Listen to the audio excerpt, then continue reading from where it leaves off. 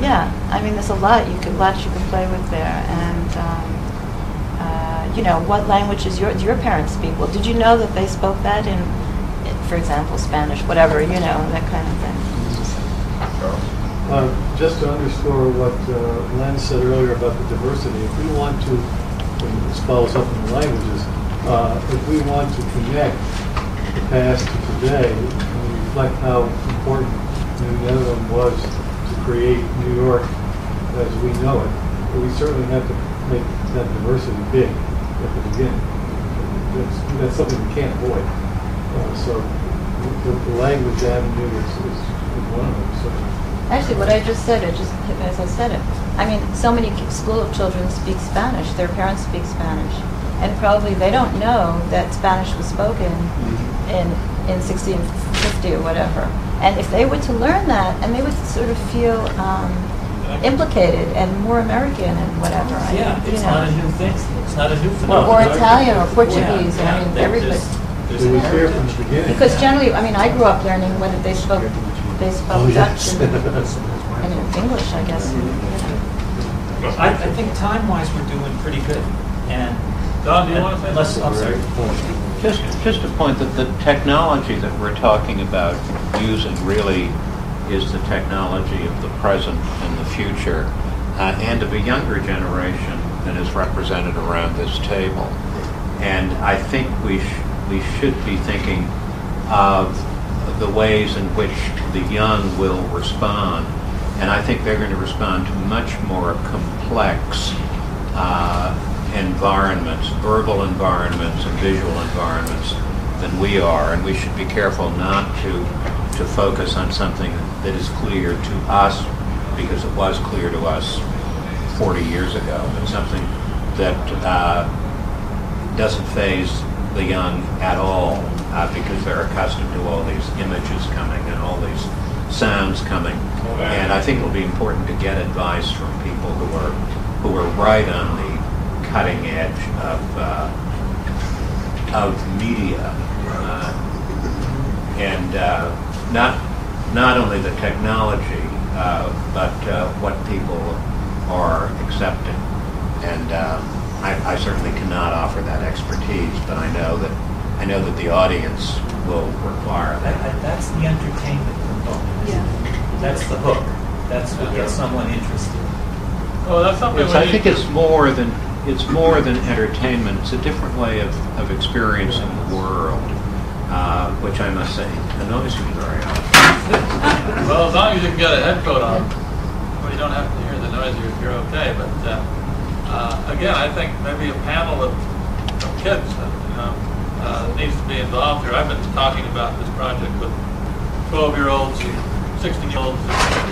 I haven't made much headway with the 2-year-old, but I think the more we can, anybody you meet in the family, start talking about what we're doing and try to get feedback will really help.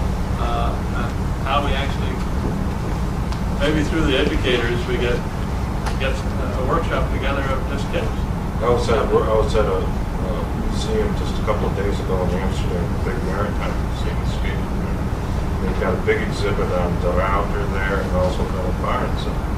And they made an attempt to incorporate hands-on stuff for kids. But it's all old-fashioned hands-on stuff. Things that we would have thought would attract kids maybe when I was a kid. Very, very You have to avoid crude well, stuff. It's nothing electronic, nothing that a kid would I was thinking, Courtney and I had this conversation. One of the neatest museums that I've been in, and I go to a lot of museums, but one of the most successful, one of the most exciting museums that I visited in recent years is the Pequot Museum in Foxbridge. And if you haven't been there, it's worth a trip. It's a spectacular place. And do you feel that that's an engaging place? I mean, it's filled with exciting stuff. It is. The whole Native American village. Yes. Yes. But I'll bet by now it's out of date. I wonder, because there's still there's that museum had that tells a complete story. It tells a story of a time of prehistory, and it tells a story of 1954 when they were living in crummy trailers with refrigerators outside. And it has that wonderfully almost spiritual experience of going up.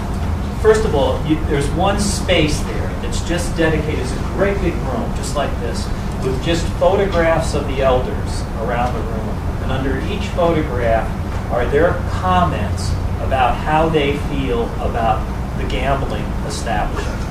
And one of those comments that I'll never forget says, "We did not want this. This is all you would allow us to have." And then from there you get into the tower. And you travel by elevator 200 feet above the forest to this little platform, little observation area. And you're in the middle of this woodland, this pristine woodland. And off to one side you can see the community where the Pequot live, which is, it looks like a suburban development. And then standing out, I mean like a sore thumb, is the gambling casino. There it is, this little strange architectural object in the middle of the forest.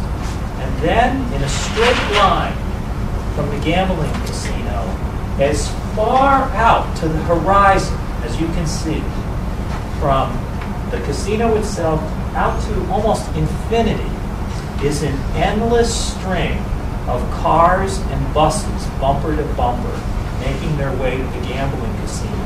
And the feeling that I got when I was there was, these people are in some kind of a trance. It's almost like they've been cursed or something, that they have to go into this woodland, to this place, and dump their money. There's some kind of comeuppance that's occurred. And the whole experience there, I thought, was really exciting. And I hope it's not passé, because that's the kind of, I would hope that we can create not just a memorable experience with this material, but that we can, it can go on. It's not passé, it's just on the way to things that are ever changing. Yeah. And we have to be alert to that constant change. Maybe we should all start going to museums. Good idea. Anyway, that's homework.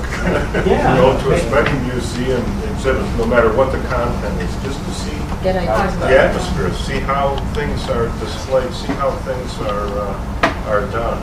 There's two exhibits in the Netherlands at the Skate Park Museum. They were quite different from one another. The De Ruyter was just cacophony with cannons and screams and yells. It was the middle of the 4-day battle of De Ruyter, and the lights were flashing red, and it's incredible. I mean, it really got you in the mood. Actually, it's like sound and light, like they have a lot in Europe, sound and light shows. I mean, you can sort of incorporate that. Yeah. I want to just say, Casey Kemper has just joined us. Thank you. Peace. So we flipped through the 10-minute slide, think about it, and we'll come